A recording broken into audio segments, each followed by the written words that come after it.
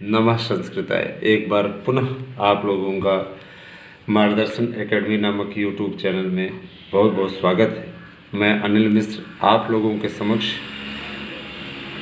आया हूं और एक बार पुनः कक्षा 10 के गद्य भारती से कविकुल गुरु कालिदासा नामक पाठ को आगे बढ़ाने के लिए आया हुआ हूं। यह पाठ अत्यंत महत्वपूर्ण है।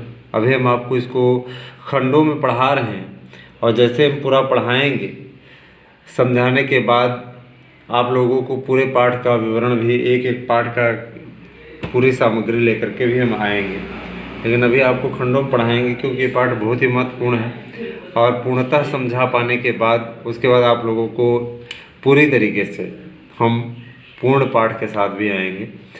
ऐसे पे आपको समझ में अच्छे से आ रहा है और कमेंट बॉक्स में आप कमेंट करिए, जहाँ आपको समस्या हो रही हो उसका समाधान किया जाएगा। सबसे बड़ी चीज़ हमारे यूट्यूब चैनल पर अगर आप अभी भी आए हुए हैं तो इसको लाइक करें, सब्सक्राइब करें, अधिक से अधिक मित्रों में शेयर करें। तो अधिक समय आपका हम न लेते हुए आते हैं अगले पैराग्राफ पे। कविकुल गुरु कालिदास का अगला पैराग्राफ देखिए, अत्यंत महत्वपूर्ण पैराग्राफ है। वस्तुतः कालिदासः वास्तव में कालिदास मूर्धन्यतमः भारतीय कविरस्ति। मूर्धन्यतम माने श्रेष्ठ, सबसे ऊंचाई पर रहने वाले को मूर्धन्यतमः कहा जाता है। माने शीर्ष पर जो स्थित होता है उसको मूर्धन्यतमः कहते हैं। मूर्धा माने सिर होता है। तो वस्तुतः वास्तव में कालिदास मूर्धन्यतमः अर्थात शीर्षस्थ, सबसे ऊंचाई पर रहने वाले, सबसे बड़े भारतीय कविरस्ति, भारतीय कवि हैं। एकतस् कृतिषु एकस्तस्य कृतिषु काव्योचित गुणानां समाहारः दृश्यते। उनकी प्रत्येक कृतियों में, कृतिषु माने कृतियों में, प्रत्येक कृतियों में, उनकी प्रत्येक कृतियों में काव्योचित गुणानां, काव्योचित गुणों का समाहारः दृश्यते, समाहार दिखाई देता है। अपरतश्च और दूसरे में भारतीय जीवन पद्धति की सर्वांगीणता तत्र राजते। सर्वांगीणता तत्र माने वहाँ पर राजते माने दिखाई देती है। काव्योत्कर्ष दृष्टया, काव्य उत्कर्ष की दृष्टि से, काव्य की उत्कर्ष की दृष्टि से तस्य काव्येषु, उनके काव्यों में मानव मनसः, मानव मन का सूक्ष्मानुभूति, सूक्ष्म अनुभूति, इंद्रधनु का, इंद्रधनुष कश्याप सहृदय से, किसी भी, कश्याप माने किसी भी, सहृदय माने सहृदय का, चित्तमावर्जितम पारयति, चित्त को जीत सकने में सक्षम है। चित्तमावा पारयति माने चित्त को जीत सकने में सक्षम है, माने आकर्षित कर सकती है, किसी के भी चित्त को आकर्षित कर सकती है। प्रकृति, प्रकृति भी स्वजड़त्वम, अपनी जड़ता को विहाय छोड़ करके सर्वत्र मानव सहचरी वाचरति, मानव मनुष्य की सहचरी माने सखी के समान आचरित माने आचरण करती है। तो प्रकृति भी अपनी जड़ता को छोड़ करके सभी जगह, सभी स्थानों पे मानव मनुष्य की सहचरी सखी के रूप में आचरण करती है। रघुवंश में दिग्विजयार्थम, दिग्विजय के लिए प्रस्थितस्य, प्रस्थान करते समय रघोः, रघु जी के ऊपर, रघु जी की सभा भाजनम, सभा में वन वृक्ष प्रसून वृष्टि, फूलों की वर्षा संपादन माने करते हैं। मेघे, मेघदूत में क्या होता है? विरहोत्कंठितस्य, विरह से व्याकुल, यक्षस्य, यक्ष की प्रेम विह्वलता का अद्वितीय सृष्टि, प्रेम विह्वलता की अद्वितीय सृष्टि माने अद्वितीय रचना परिलक्षते दिखाई देती है। तत्र वाह्यांत प्रकृत्यो, वहाँ पर वाह्य प्रकृति का मर्म स्पर्श वर्णनम, मर्म स्पृग वर्णनम अस्ति, मर्म स्पर्शी वर्णन है।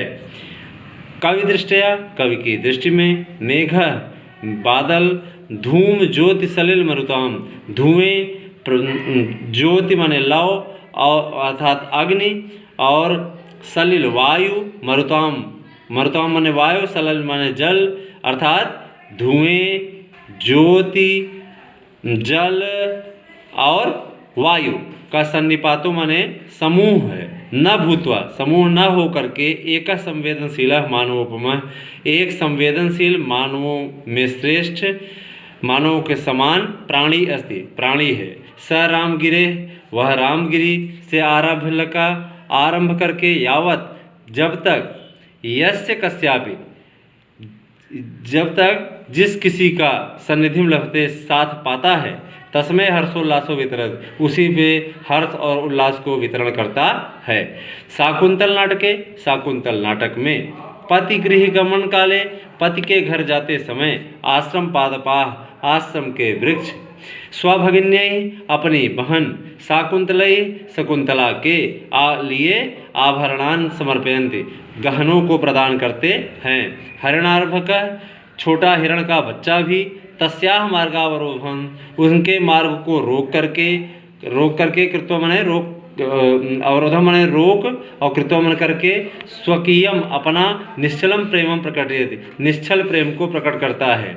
एवमेव, इसी प्रकार से नद्यः प्रेयस्य हिवाचरन्ति, नदी भी प्रेयसी के समान आचरण करती है। सूर्य भी अरुणोदय वेलायाम माने सूर्य उदय की वेला में स्वप्रियतमा, अपनी प्रियतमा नलिनी के लिए, कमलिनी के लिए, तुषार बिंदु रूपेण, अश्रु ओस की बूंदों के रूप में, अश्रुण आंसुओं को, स्वकरई अपने हाथों से, परिमृजित माने पोंछता है।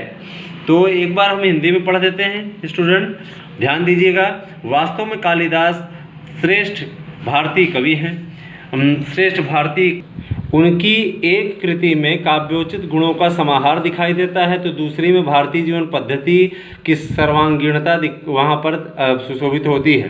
काव्य उत्कर्ष की दृष्टि से उनके काव्यों में मानव मन की सूक्ष्म अनुभूति का इंद्रधनुष किसी भी सहृदय के चित्त को जीत सकने में सक्षम है। प्रकृति भी अपनी जड़ता को छोड़ करके सभी के सामने मानव की सहचर्य के समान आचरण करती है, मानव की सखी के समान आचरण करती है। रघुवंश में दिग्विजय के लिए प्रस्थान करते समय रघु की सभा में वन के वृक्ष फूलों की वर्षा करते हैं। मेघदूत में विरह से व्याकुल यक्ष की प्रेम विहवलता का अद्वितीय सृष्टि माने रचना दिखाई देती है। वहाँ पर वाह्य प्रकृति भी वाह्य प्रकृति का मर्मस्पर्शी वर्णन है।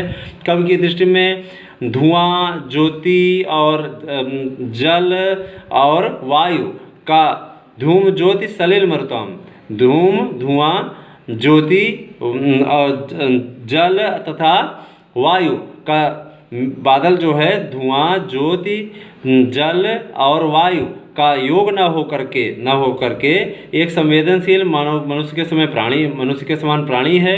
वह रामगिरी से आरंभ करके जब किसी के साथ को प्राप्त करता है, उसी को हर्ष प्रदान करता है, उसी को हर्ष वितरण करता है या प्रदान करता है। शकुंतल नाटक में पति के घर जाते समय आश्रम के वृक्ष अपनी बहन शकुंतला के लिए गहने प्रदान करते हैं। हिरण भी उसका मार्ग रोक करके अपने निश्चल प्रेम को प्रकट करता है। इसी प्रकार नदी भी प्रेयसी के समान आचरण करती है। सूर्य भी अरुणोदय की बेला में अर्थात सूर्योदय की बेला में अपनी प्रियतमा कमलिनी को ओस की बूंदों के रूप में आंसुओं को अपने कर अर्थात किरणों के द्वारा पोंछता है।